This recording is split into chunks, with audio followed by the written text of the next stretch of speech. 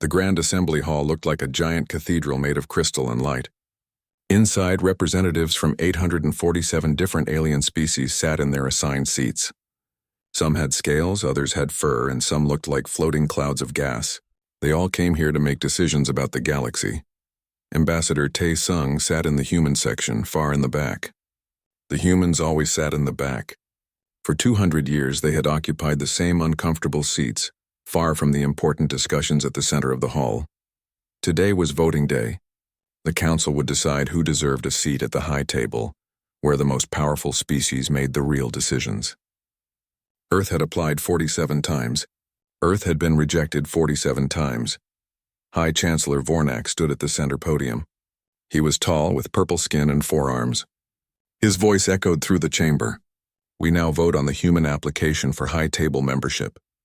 Tae Sung already knew the result. He had known it for 47 years. But he sat quietly, his hands folded on his lap, his face calm. The voting lights appeared on the massive screen above. Red meant no. Green meant yes. Within seconds, the screen turned almost completely red. Only 3 species voted yes. The humans had 3 friends in a galaxy of hundreds. The application is rejected, Vornak announced. Then he smiled. Perhaps in another century the humans will be ready. For now, they serve the council well in their current capacity. Laughter rippled through the hall. Not cruel laughter exactly. More like the way adults laugh at a child who thinks they can do adult things. The humans were useful, yes. They fixed things. They delivered cargo. They mediated small disputes. But they were not equals. They could never be equals. Vornak continued, his voice full of amusement. Let us be honest. The humans are wonderful servants. They work hard. They complain little. But leadership? That requires wisdom earned over millions of years. Humanity is barely 300,000 years old. They are children playing at galactic politics. More laughter. Louder this time. Some species clapped their various appendages together. One ambassador literally rolled on the floor laughing so hard his translation device struggled to keep up. Tae Sung stood up.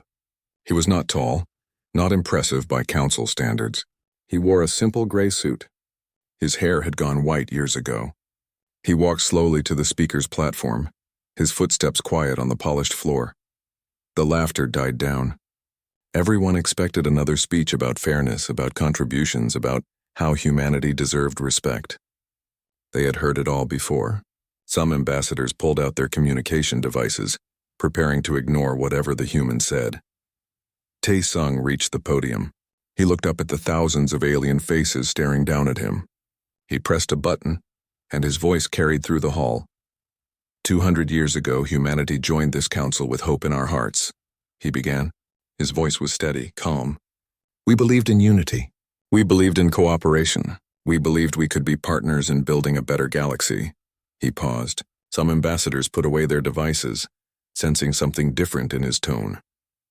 In these 200 years, humans have built 60% of the council's trade infrastructure. We maintain 73% of all space stations. We mediate 81% of interspecies disputes. We provide 90% of the medical staff in council hospitals. We teach languages, repair ships, grow food, and solve problems. Tae Sung pulled out a data pad and read from it. Last year alone, human engineers prevented 42 station failures that would have killed millions.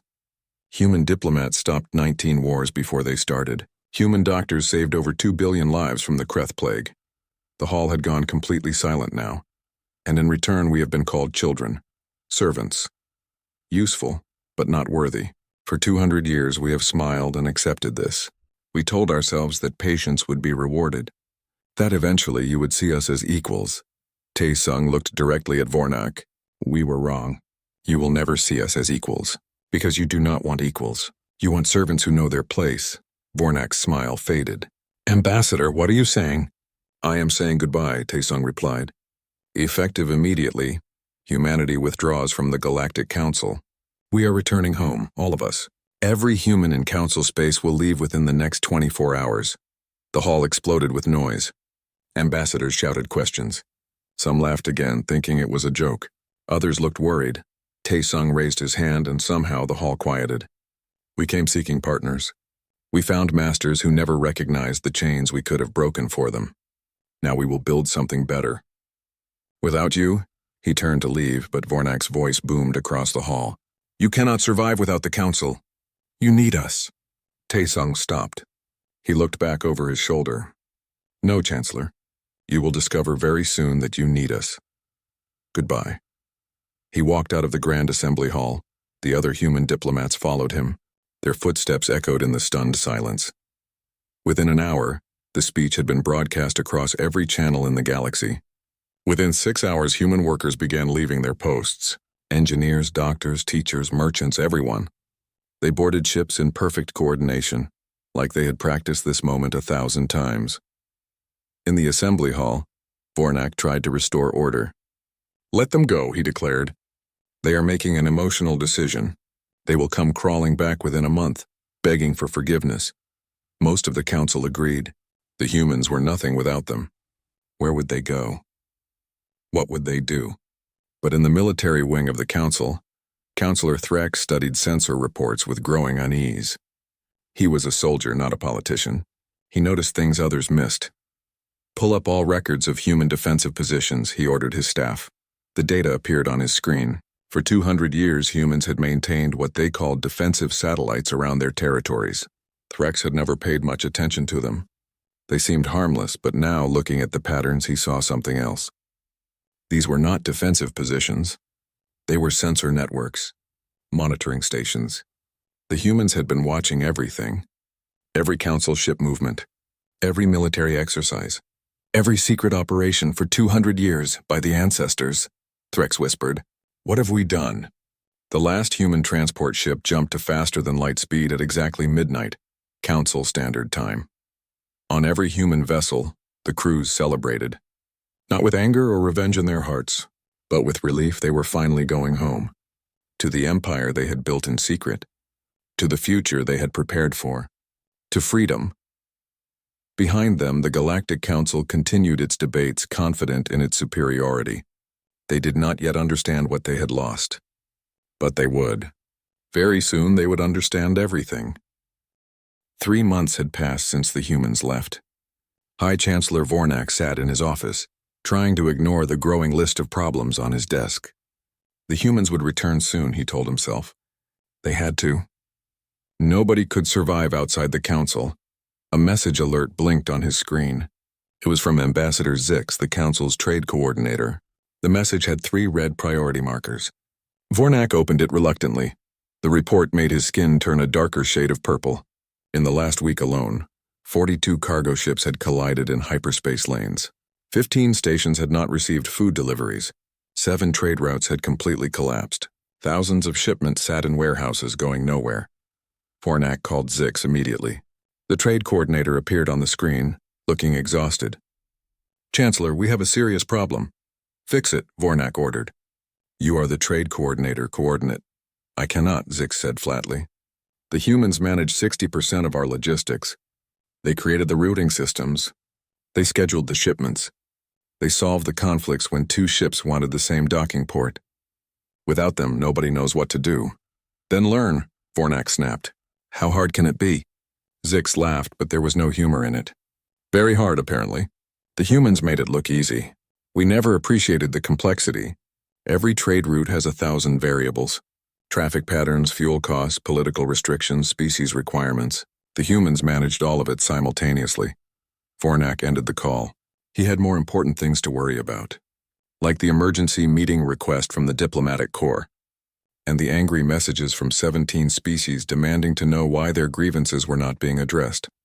In another part of Station Prime, diplomat Kira sat in a mediation chamber, watching 2 ambassadors scream at each other. The Vrax and the Telonians had a border dispute. A small one, the kind humans used to resolve in an afternoon. But Kira was not a human. She did not have their patience, their neutral tone, their strange ability to make both sides feel heard. She tried her best, but within an hour, both ambassadors had stormed out angrier than when they arrived. "This is impossible," she muttered to herself. She pulled up the records.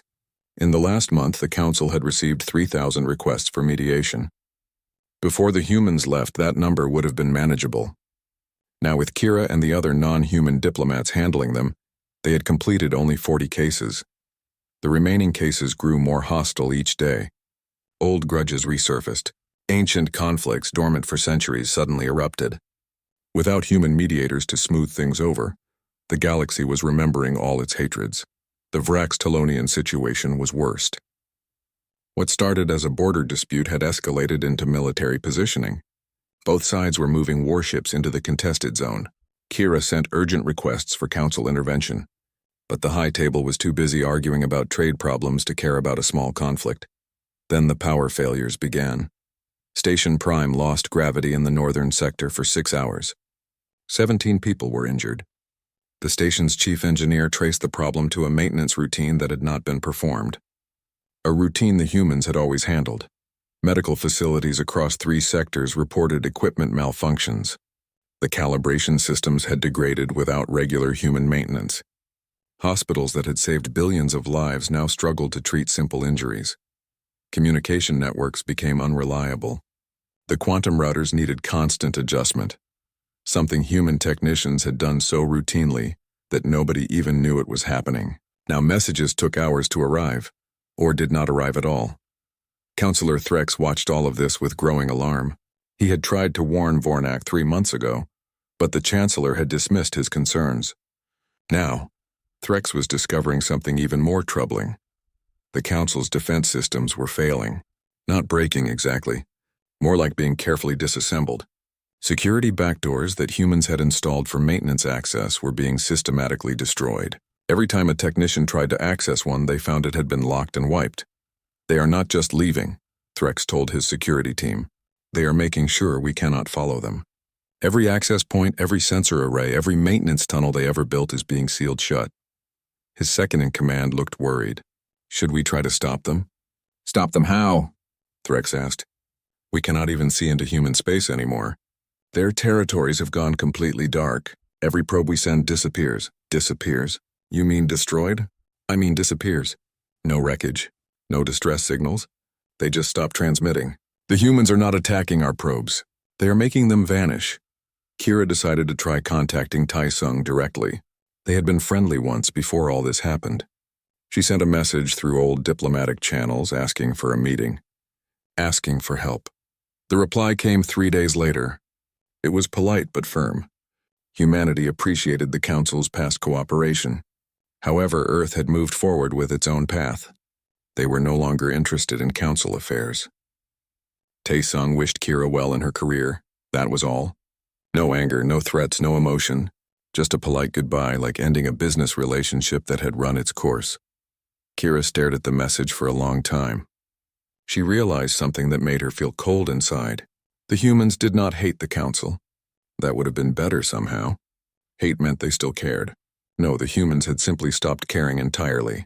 The Council had become irrelevant to them. By the end of the 3rd month, even Vornak could not ignore the crisis anymore. Food shortages had sparked riots on 12 stations. The Vrex and Telonians had officially declared war. Medical emergencies were being handled by undertrained staff using failing equipment. Trade had collapsed by 70%. The High Table called an emergency session. For the first time in Council history, they met in secret away from the public chambers. They did not want other species to see their panic. We need to bring the humans back, Ambassador Zik said bluntly. The galaxy is falling apart without them. They will return on their own, Vornak insisted, but his voice lacked confidence. They cannot survive alone, can we? Kira asked quietly. Can we survive without them? Nobody answered. Threx stood up. We need to send a mission into human space. We need to see what they are doing. We need intelligence, and if they refuse to let us in, someone asked, then we learn exactly how much trouble we are in, Threx replied.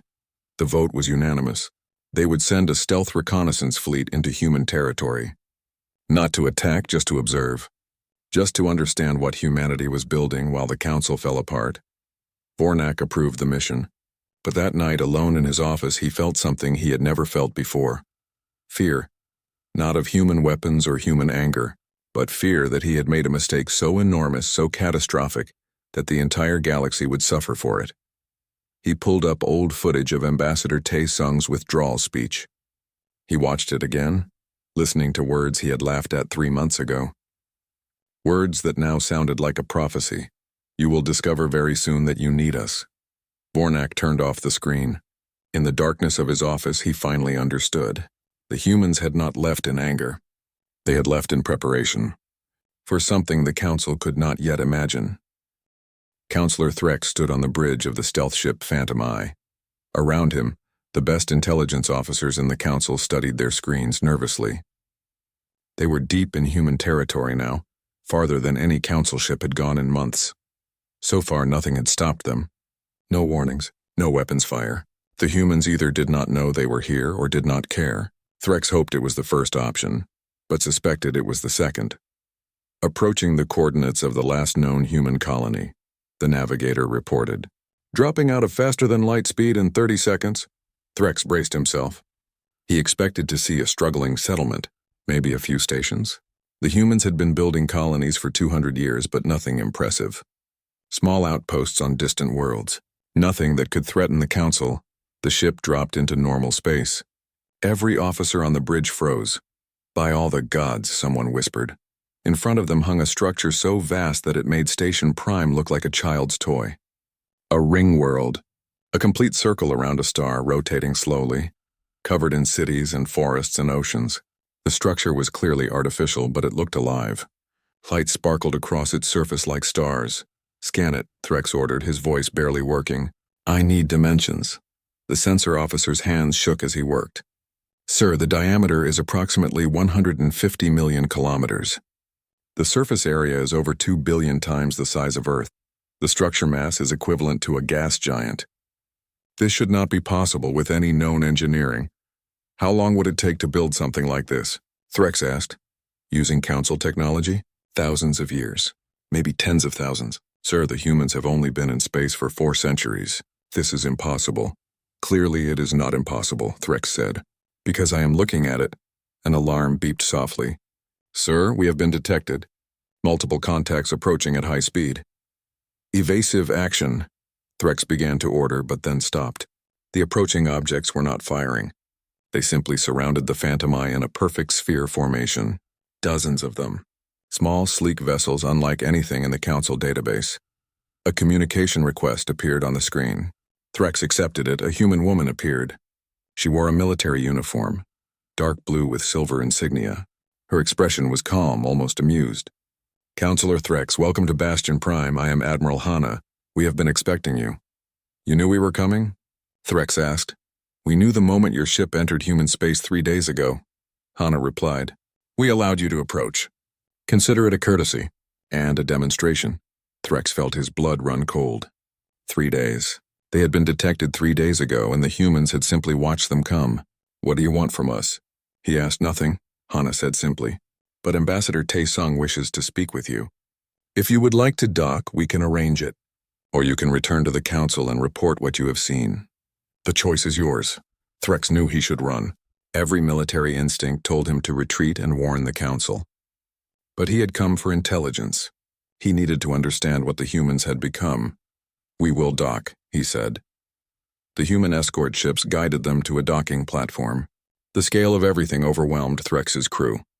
The docking bay alone was larger than most Council stations. Ships of impossible design came and went in perfect coordination. Automated systems moved cargo with efficiency that made Council operations look primitive. They were taken to a meeting chamber. The walls displayed images of space, but not normal space. These showed locations across the galaxy. Real-time feeds from sensors that should not exist. The humans were watching everything. They always had been. Ambassador Tae-sung entered the room. He looked exactly the same as he had 6 months ago, calm and dignified. With him came Admiral Hanna and another human, a thin man wearing a white coat. Counselor Threx. Tae-sung greeted him warmly. Thank you for coming. This is Dr. June, our Chief of Research and Development. I need to know, Threx said without preamble. How long have you been building this? We began construction of Bastion Prime 180 years ago, Tae-sung replied. Before we even joined the Council. Impossible. We would have detected it. You detected what we wanted you to detect, Dr. June spoke for the first time. His voice was quiet but confident. Stealth is not about hiding completely. It is about managing what others see. We showed you small colonies, simple technology, harmless humans struggling to survive. You believed it because it matched your expectations. Admiral Hanna pulled up a star map. Bastion Prime is not alone. We control 612 star systems. Our population exceeds 4 trillion. We have manufacturing capacity that makes Council industrial output look like a hobby workshop. The numbers made no sense to Threx.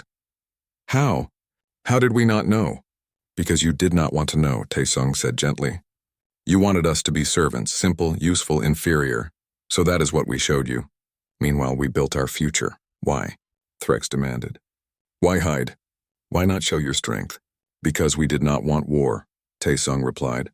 If the Council had known our true capabilities, they would have tried to control us. Or destroy us. We needed time to grow strong enough that neither option was possible. Now we are. Dr. June approached a console. Would you like a demonstration of our technology? I think it might help you understand the situation. Before Threx could answer, the view screens changed. They showed a Council patrol ship, one of Threx's own vessels. It was deep in Council space, hundreds of light years away. We are watching this ship right now in real time, June explained. Our sensors use quantum entanglement. No light speed delay. We can observe any point in the galaxy instantly. He pressed another button. Space around the patrol ship seemed to freeze. The ship stopped moving entirely, locked in place. This is a reality anchor. It prevents faster-than-light travel within its field. Your ship cannot escape, cannot call for help, cannot do anything but wait until we release it. June pressed the button again. The patrol ship resumed normal operations, completely unharmed. We could freeze every Council ship simultaneously. We could paralyze your entire military without firing a single shot. But we will not. Because we do not want to conquer you. We just want to be left alone. Threx sat down heavily. His mind was racing, calculating military scenarios. Every scenario ended the same way. Total Council defeat? Not in months or years, in hours. Maybe minutes. What do you want from the Council? He asked quietly. Nothing, Taesung repeated. We have moved beyond needing you. But we bear no hatred. We will trade with individual species if they approach us respectfully. We will share some technology. We will even help resolve conflicts if asked properly. But we will never rejoin the Council. That chapter of human history is over. Then why show me all this? Threx asked. Why not let us believe our own lies? Admiral Hanna smiled slightly. Because you were about to make a terrible mistake. Some members of your Council are discussing military action against us. We wanted you to understand why that would be the worst decision in galactic history. Go back, Counselor. Tell them what you have seen. Save them from their own arrogance. Threx and his crew were escorted back to their ship. As the Phantom Eye pulled away from Bastion Prime, he looked back at the massive structure. This was not a colony. This was a statement. Humanity had built a new civilization, one that made the Council look ancient and primitive. The journey back to Council space was silent. Every crew member understood what this meant. The balance of power had shifted. Humanity was no longer a member species begging for recognition. They were an empire, vast and powerful, that had simply chosen to step away from the Council's drama. When they finally reached Station Prime, Threx went directly to the high table. He did not sleep.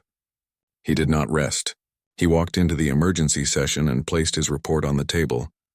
We have made a catastrophic error, he said simply, and now we must decide how to survive it. 1 year had passed since humanity left the Council. The Grand Assembly Hall, once filled with hundreds of species debating peacefully, now echoed with angry voices and threats. The order that had held for millennia was crumbling. High Chancellor Vornak no longer attended sessions. He had not been seen in public for weeks. The stress had made him sick, and some said he was dying. The Council that had laughed at humanity's departure now operated without real leadership. Diplomat Kira stood at the central podium, trying to maintain order. She had been elected as temporary chancellor, but the position felt hollow. She had no real authority. The Council members respected her, but they no longer respected the Council itself. Please, she called out over the shouting. We must work together. The trade issues can be resolved if we cooperate. My people are starving, shouted the Vrillian ambassador. Our food shipments have not arrived in 3 months. 3 months. And you ask for cooperation? We are doing our best, Kira insisted. The logistics network is being rebuilt. It takes time. The humans built it in decades, someone else shouted. We have had a year and accomplished nothing. The session dissolved into chaos again. Kira sat down exhausted. She looked across the hall to where Ambassador Zik sat with his head in his hands. The trade coordinator had aged 10 years in the last 12 months. He had tried everything to fix the supply chains. Nothing worked. The economic collapse was total. Trade volume had dropped by 70%. Entire sectors faced starvation. Manufacturing had ground to a halt without raw materials. The Council economy, so efficient and prosperous under human management, had revealed itself to be fragile and dependent. But the economic problems were nothing compared to the wars. The Vrax-Telonian conflict had escalated beyond anyone's worst predictions. What started as a border dispute had become genocide. The Vrax had deployed biological weapons. The Telonians had responded with orbital bombardment. Billions were dead. Entire planets were uninhabitable. The Council had tried to intervene. They sent peacekeeping forces, but without human mediators to negotiate ceasefires, both sides ignored the Council's demands. The peacekeepers were fired upon and forced to withdraw. The war continued, spreading to neighboring systems. 12 other conflicts had erupted across the galaxy. Old hatreds, suppressed for centuries by human diplomacy, exploded into violence. The Council lacked the resources, the expertise, and the authority to stop any of them. Kira received reports daily. Each one was worse than the last: massacres, refugee crises, planets burning, and through it all one constant question: where are the humans? Why do they not help us? The answer was simple and painful. The humans were helping no one. They had sealed their borders. They traded with a few species who approached them respectfully, but they ignored all Council communications. Humanity had moved on. Meanwhile, in human space, life flourished. Kira had access to intelligence reports from spies who managed to observe from a distance. They described cities of impossible beauty, technologies that seemed like magic, arts and sciences advancing at incredible speed. Humanity was experiencing a golden age, freed from the burden of managing the Council's problems. Some Council species began making secret deals with humanity. They offered technology, resources, anything for trade agreements. The humans accepted some offers and rejected others. There was no pattern Kira could see. The humans simply chose who they wanted to deal with, ignoring centuries of Council politics and alliances. This further fractured the Council. Species that gained human trade partners prospered. Those rejected suffered. Jealousy and resentment grew. The unity that had held the Council together for millennia dissolved completely. Then Councillor Threx made his move. He had been silent since returning from Bastion Prime. He had filed his report, warned the Council about human capabilities, and then withdrawn to the military headquarters. Many assumed he had accepted defeat. They were wrong. Threx appeared at an emergency council session with a fleet of warships positioned around Station Prime. He broadcast on all channels, his voice calm but absolute. "The Council has failed," he declared. "Leadership through discussion and democracy has proven inadequate. The galaxy needs military order. I am taking command. Any who resist will be treated as enemies. It was a coup, a military takeover." Several Council members protested, but Threx's forces surrounded the assembly hall. There would be no vote. No debate. Threx was now in control. His first order was to assemble a war fleet. Every available military vessel from every loyal species. He intended to march on human space and seize their technology by force. If humanity would not share willingly, he would take what the Council needed. Kira tried to stop him. "This is madness. You saw their power. You know we cannot win." "Then we will die trying," Threx replied. "It is better than watching the galaxy collapse while the humans hide in their perfect cities. At least this way we choose our fate." The fleet assembled over 3 weeks. 5,000 warships, the largest military force the Council had ever gathered. It represented the combined might of hundreds of species. All their hope and desperation focused into one massive armada. Threx stood on the bridge of his flagship, watching the fleet prepare to jump into faster-than-light speed.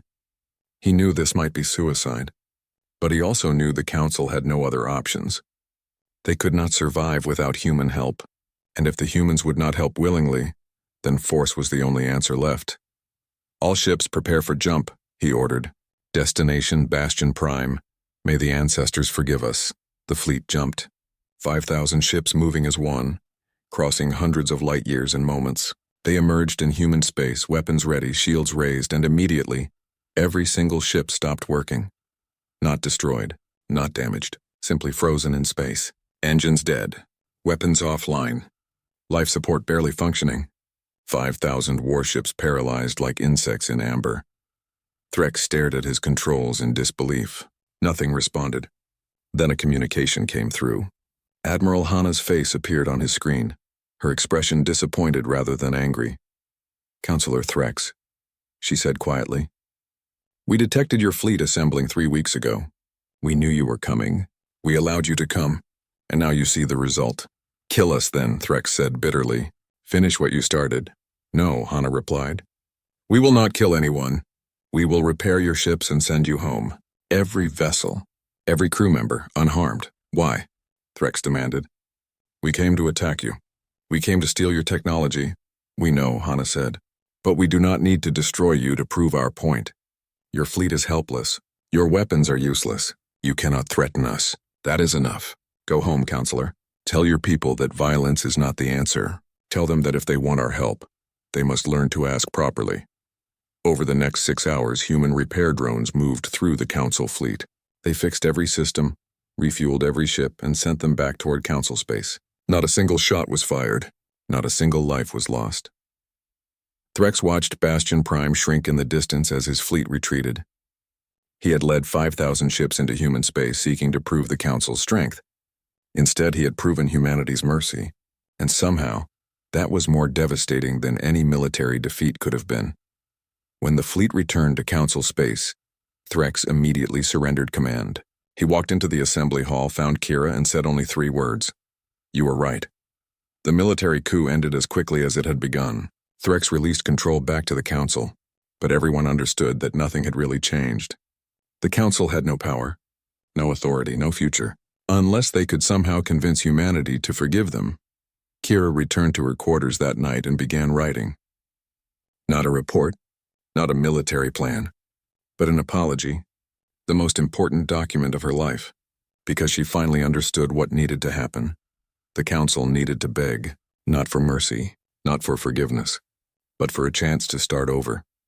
To build a new relationship with humanity, based on truth and respect instead of lies and superiority. She did not know if the humans would accept. But she had to try, because the alternative was watching civilization collapse, while humanity built a better future without them. 18 months after humanity left the Council, a single diplomatic ship approached Bastion Prime. It carried no weapons. Its shields were lowered. It broadcast continuous messages requesting permission to dock. Inside the ship, Chancellor Kira sat nervously with a delegation of 50 ambassadors. Every major Council species had sent representatives.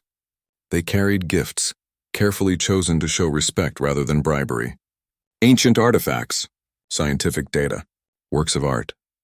Everything they brought had been approved by cultural experts to ensure nothing would be offensive to humans. This was not a negotiation between equals. This was a plea for mercy from the weak to the strong. Everyone on the ship understood that. "Permission granted," came the reply from Bastion Prime. "Welcome, Chancellor Kira. Ambassador Taesung is expecting you."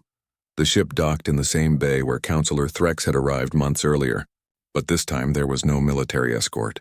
No show of force. Instead, a small group of humans waited politely at the airlock. They wore formal clothes, not military uniforms. Kira stepped out first. She had practiced this moment 100 times. Her speech was memorized. Every word had been carefully chosen. But when she saw Ambassador Taesung standing there, calm and dignified as always, all her preparation fled. She simply bowed deeply. "Ambassador Taesung," she said quietly, "thank you for seeing us." Taesung returned the bow. "Chancellor Kira, please bring your delegation. We have prepared a meeting space." They were led through corridors that made Station Prime look ancient. Everything was clean, efficient, beautiful. Automated systems moved silently. The walls displayed art that shifted and changed, created through technologies the Council did not understand. A few Council ambassadors whispered to each other in amazement. The meeting chamber was circular, with seats arranged in a ring. No hierarchy, no head table, just equals in a circle, or at least the appearance of equals. Everyone knew the truth. Ambassador Taesung sat across from Kira. Admiral Hana and Dr. June flanked him. Captain Daeho, the human who had once worked for the Council, stood nearby. His presence reminded everyone that some had already chosen to side with humanity over the Council. Kira stood to speak. Her hands trembled slightly as she pulled out her prepared statement. Ambassador Taesung, Admiral Hana, Dr. June, I speak on behalf of the Galactic Council representing 847 species and trillions of lives. I come here to offer an apology that is long overdue. She paused, gathering her courage. For 200 years, the Council treated humanity with disrespect. We dismissed your contributions. We mocked your applications for recognition. We took your work for granted and refused to acknowledge your value. We believed ourselves superior simply because we were older. We were wrong. Catastrophically wrong. Other ambassadors nodded. Some looked ashamed. A few had tears in their eyes, though their species expressed emotion differently than humans. Since you left, the Council has collapsed, Kira continued. Our economy has failed. Wars rage across the galaxy. Billions have died. We tried to function without you, and we have proven ourselves incapable. The truth is simple and painful. Humanity was not the servant race we believed you to be. You were the foundation that held everything together. She looked directly at Taesung. We do not deserve your help. We do not deserve your forgiveness. But I am here to beg for both. Not because we have earned it, but because billions of innocent people are suffering for the arrogance of their leaders. If you have any mercy, please, help us rebuild what we destroyed through our own stupidity. Kira sat down. The chamber was silent. Every Council ambassador watched Taesung, waiting for his response. The human ambassador stood slowly. His expression was thoughtful, not angry. When he spoke, his voice was gentle. Chancellor Kira, I appreciate your honesty. Your apology is accepted. But you must understand something important. Humanity has moved beyond the Council. We have built a civilization that does not need galactic politics. We have arts, sciences, and philosophy that flourish in our independence. We are happy here. Kira felt her heart sink. They had come all this way, humbled themselves completely, and it was not enough. But Taesung continued.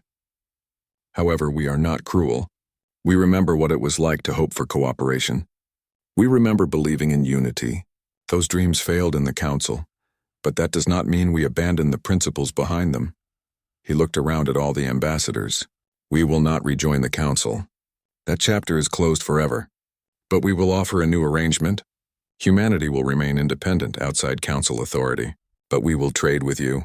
We will share some technology. We will mediate conflicts if both sides request our help. We will assist with humanitarian crises. Hope flickered in Kira's chest. What do you ask in return? Respect, Taesung said simply. Treat us as independent partners, not as subjects or servants. Accept that we will make our own decisions. Do not expect us to solve all your problems. Learn to manage your own affairs. We will help, but we will not carry you. We agree, Kira said immediately. Completely. Anything you ask. Dr. June stood and approached a display. As a gesture of goodwill, we will share the designs for sustainable fusion reactors. This technology will solve your energy crisis. It is advanced enough to help you, but simple enough that you can build and maintain it yourselves. We will not give you our most advanced technology. You must earn that through your own research and development. Admiral Hana spoke next. The Vrax-Telonian War must end. We will deploy peacekeeping forces. Not to conquer, but to separate the combatants and enforce a ceasefire. After that, you must negotiate the peace yourselves. We will not do it for you. How long will it take? Someone asked. 72 hours, Hana replied. We will end the war in 3 days. The peace, however, is your responsibility. The Council ambassadors looked at each other in amazement. A war that had killed billions ended in 3 days. The power humanity possessed was beyond anything they had imagined. Over the next week, the Treaty of Bastion was written. It formally established humanity as an independent power, allied with but not subject to the Council. Trade agreements were negotiated. Technology transfers were scheduled. Humanitarian assistance protocols were created. Captain Daeho was appointed as permanent liaison between humanity and the Council. His job was to ensure both sides understood each other, to prevent the mistakes of the past from being repeated. True to their word, human peacekeeping forces entered the Vrax-Telonian war zone. They did not fire weapons. They simply appeared between the warring fleets. their reality anchors preventing any ship from escaping or attacking. With no other option, both sides agreed to talk. Within 72 hours, the war was over. Not because humanity forced a peace, but because they removed the ability to continue fighting. The actual negotiations took months, but the killing stopped immediately. On the last night of the summit, Kira found herself alone with Taesung on an observation deck. They looked out at Bastion Prime, at the lights of a civilization that had surpassed everything the Council had achieved. "Can I ask you something personal?" Kira said quietly. "Of course. Will humanity ever forgive us? Truly forgive us?" Taesung was quiet for a moment. "We already have forgiven you, Chancellor.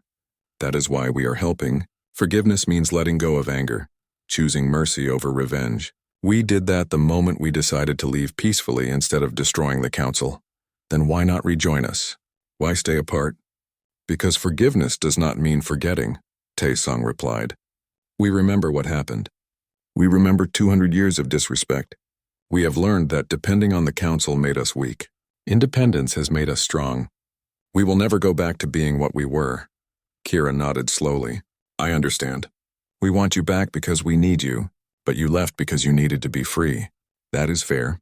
More than fair, considering how we treated you." "The galaxy is changing," Taesung said. "The old order is gone. In its place, something new must grow. Humanity will be part of that future, but as partners, not subjects. Can the Council accept that?" "We have no choice," Kira said with a slight smile. "But beyond necessity, yes. I believe we can learn. It will take time. It will be difficult, but we can become better than we were." "Then there is hope," Taesung replied. The Council delegation returned home with the treaty and the promise of human assistance. The galaxy slowly began to heal. Trade networks were rebuilt, with human help but not human control. Wars ended, mediated by human diplomats who taught Council species how to negotiate properly. Technology spread, lifting billions out of poverty, but the relationship had changed forever. Humanity was no longer the junior partner, grateful for any scraps of recognition. They were a power unto themselves, helping when asked, refusing when appropriate, always independent, always free. The Council learned a painful lesson. Power is not measured by age or tradition. Respect cannot be demanded, and sometimes the greatest strength is knowing when to walk away from those who do not value you. In the human colonies, children learned about the old days when their ancestors served a council that did not appreciate them. They learned about Ambassador Taesung's speech about the withdrawal, about the years of independence that followed. Those stories became part of human culture, a reminder never to accept disrespect.